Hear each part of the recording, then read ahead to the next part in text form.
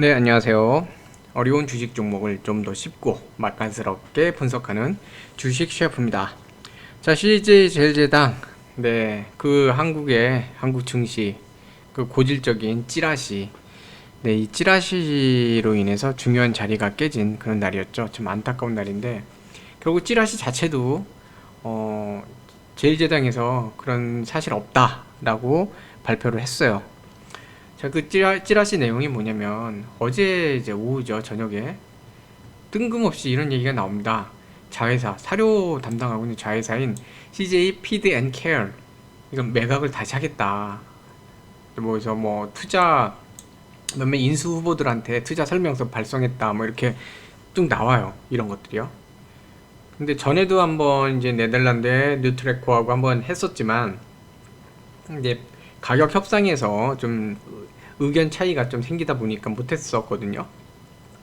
그리고 이제 그 아프리카 돼지 열병이 한번 유행했었잖아요. 네, 그러면서 돼지 두수, 특히 중국이나 이런 데에 돼지 두수, 돼지 마리수죠. 마리수가 확 줄어들면서 돼지가 이제 줄어드니까 아무래도 그 돼지 먹이는 사료 그 소비도 줄겠죠.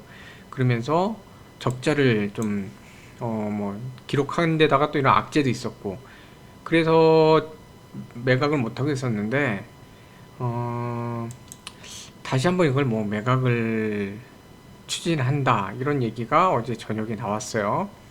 그리고 나서 오늘 장 시작하기 직전에 또다시 이렇게 나옵니다. 거래소에 대해서 이 매각 추진 보도에 대해서 조회 공시를 요청했어요. 답변해라. 이게 맞는지 틀린지 답변해라. 6시까지입니다. 6시까지인데 하루 종일 이걸 가지고 아무 얘기가 없었습니다. 계속 이게 공시는 이렇게 나왔는데 이거에 대해서 사실 뭐 별건 아니거든요. 이게 맞으면 맞다, 틀리면 틀리다 하고 하면 되는데 하루 종일 얘기가 안 나왔어요. 네, 계속 보시면 하루 종일 없습니다. 조회 공시 요구했다라는 것만 있지 답변이 안 나왔어요. 답변이 계속 안 나옵니다. 그리고 나서 자 보시면 네, 시간 보세요. 장이 끝나니까 이제 와서 이렇게 딱 아니라고 부인을 합니다. 장 중에는 답변을 안 했어요. 장이 끝나고 나서 답변을 합니다. 네,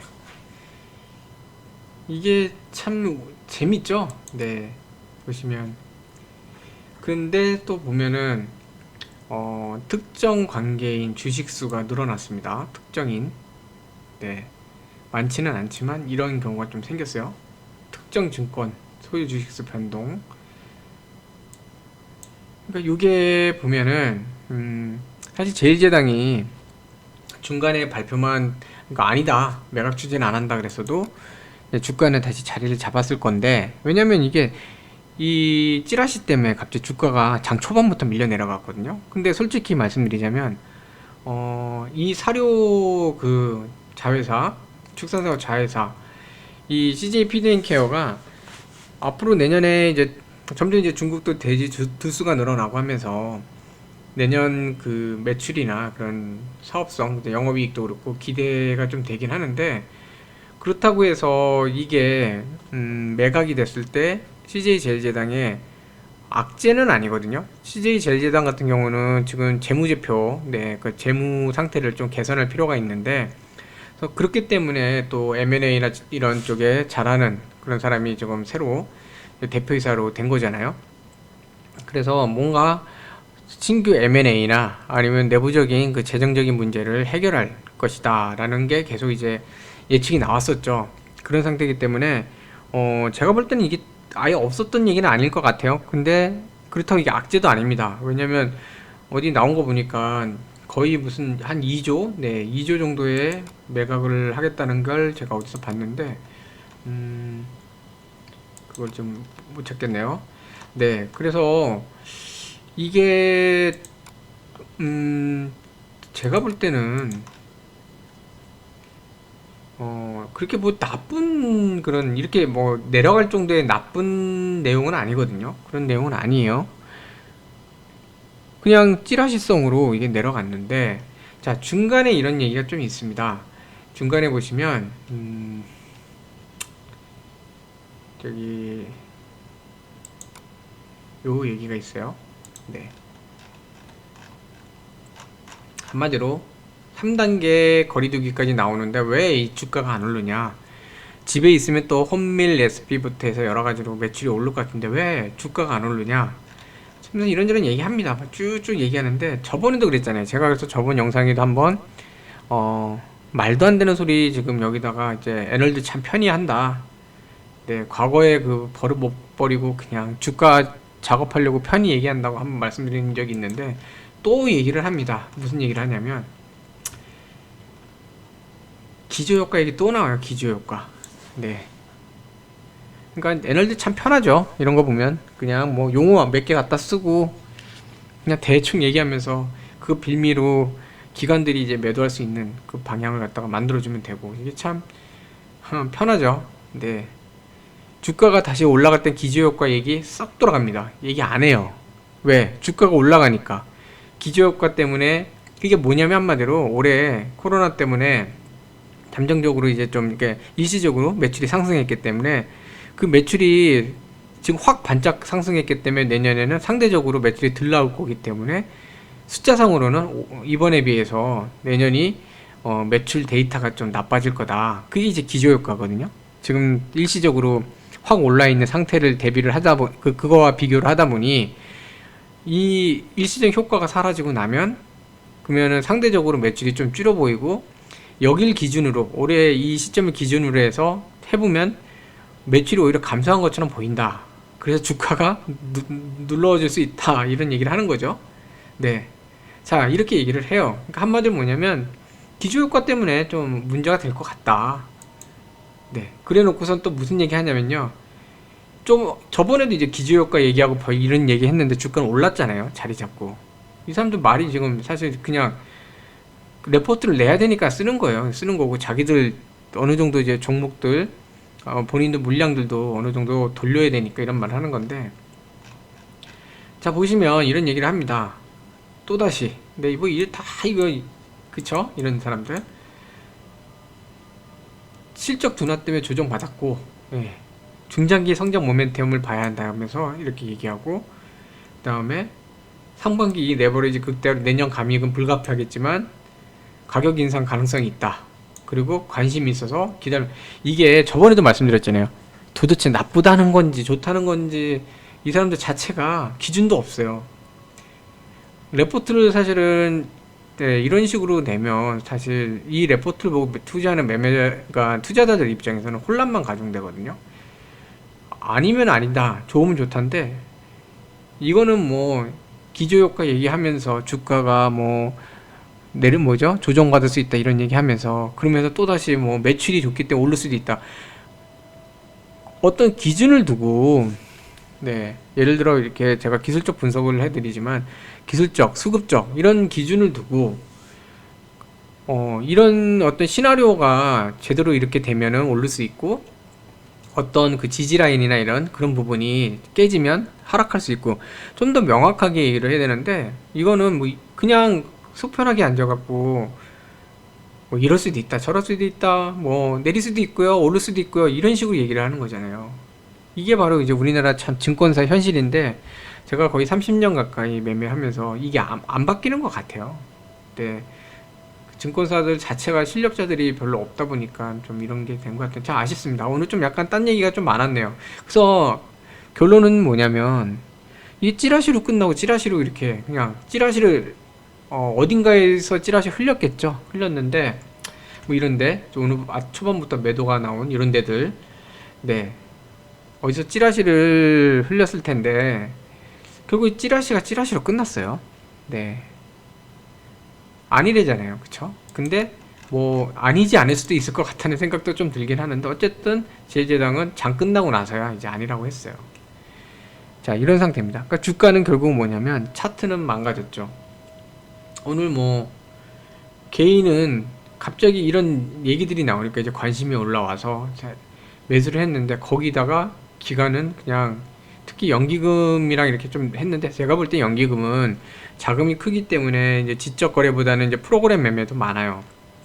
그래서 60선을 건드렸기 때문에 나온 것 같고요. 오늘 실제적으로 이게 금융투자, 네, 투신, 네, 하나금융투자 같이 이런 데들, 네, 여기서 지금 이렇게 만든 거거든요.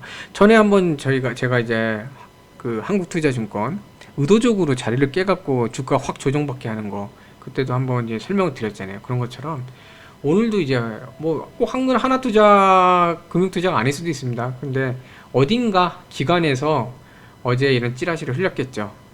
예, 이런 얘기를 흘렸고, 이게 꼭 그렇게 악재도 아니고요. 어떻게 보면 기업에 있어서는 현금 유동성까지 확보할 수 있는 상태인데, 그리고 단기간으로는 어쨌든 좀 어려운, 예, 그런 사업을, 미래는 좋지만 단기간으로는 좀 어려운 상태에 있는 자회사를 갖다 정리하는 의미도 있을 수 있는데, 이걸 그냥 악재로만 작용을 시켜버렸거든요.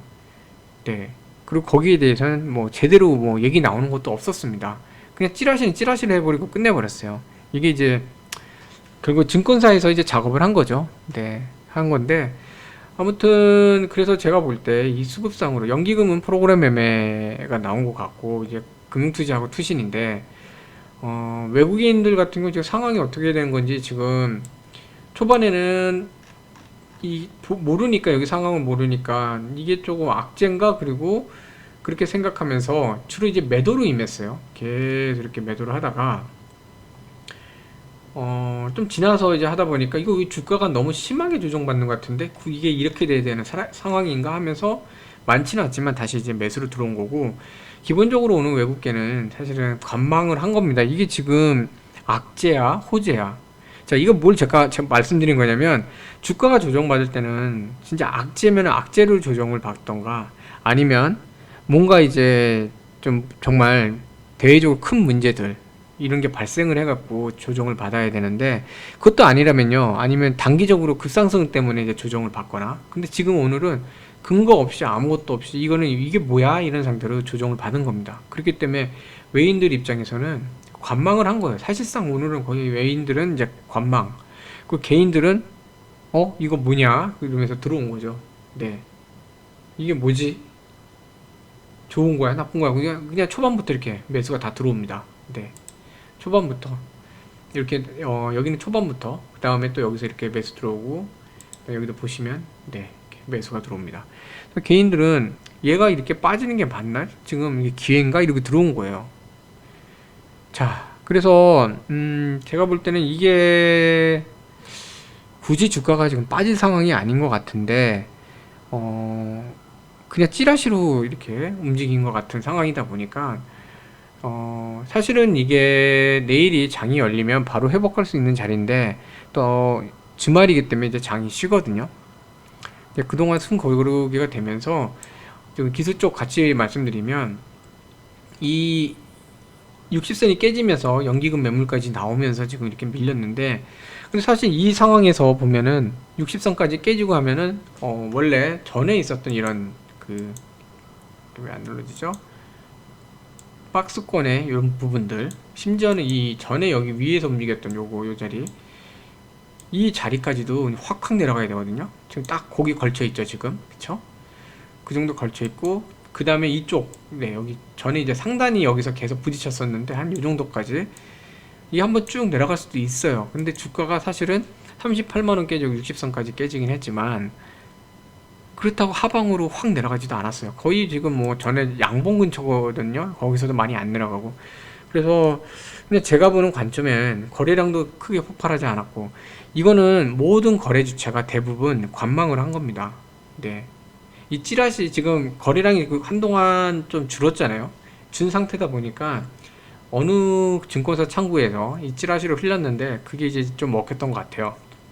거래량도 별로 없었고, 다른 쪽으로 지금 수급이 가 있는 상태여서 이쪽에 좀 관심이 없었기 때문에 이런 게 됐는데, 뭐